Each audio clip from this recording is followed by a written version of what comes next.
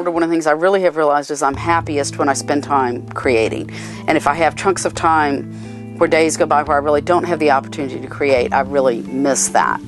I've been doing art ever since I was a kid, and I was lucky to grow up with a mother who really encouraged that very much. She supported us in whatever we did.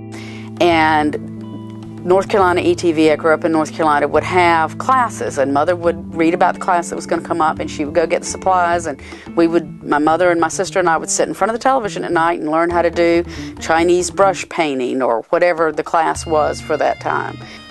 A lot from nature, and the rest just from things I see. And it might be a texture on a logging truck, or I'm behind somebody hauling a load of plywood, and the textures and the layers of the plywood on the back of the truck.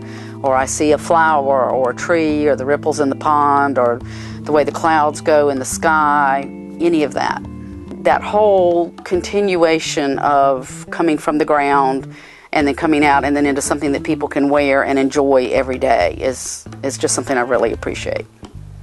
Jewelry making is very much a hands-on thing. We do have mechanized tools now that help, but it's still very much something you do with your hands.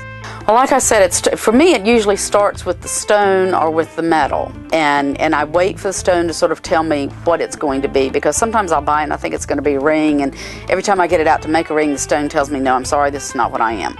And so I put it back up, and once I figure out what it is, sometimes I do sketches and sometimes I don't do sketches. I just start with the metal and start working. Then I have to start by drawing onto the metal what I want for my rough part. I cut that out with a saw or with shears.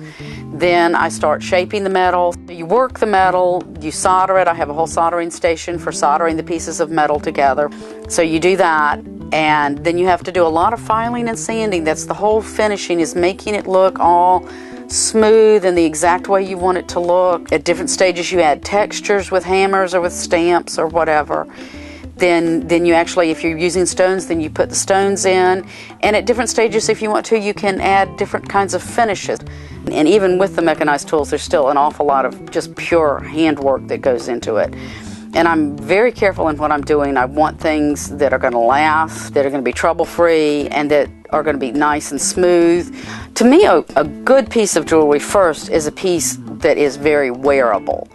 There's a lot of art jewelry out there that's neat to look at, but would be incredibly uncomfortable to wear. And to me, yes, that's interesting, but it's not a good piece of jewelry. I'm making jewelry for people to wear, that they're going to enjoy wearing, that's going to make them feel confident and comfortable and pretty, because most of it's for women, and enhance their self-esteem. So to me, I guess the first thing is that it should be extremely wearable and comfortable to wear. The second thing is, obviously, it ought to be visually attractive, and that's going to be a little bit different depending on who's looking at it. And then it needs to be really well made, because you want it to stay together. You don't want somebody to put on a piece of jewelry and have it fall apart on them.